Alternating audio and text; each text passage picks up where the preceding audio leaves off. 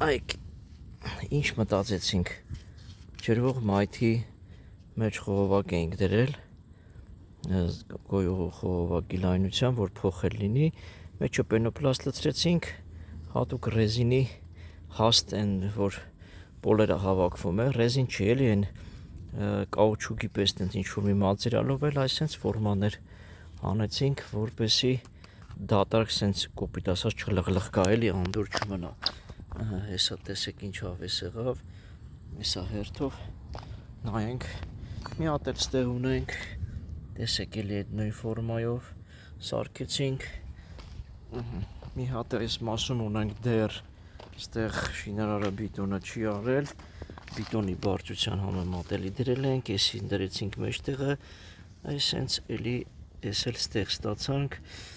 այն մյուսներն էլ այս հատվածում է, սա մեր են բարդ այգու մասերից ասենց ասեմ,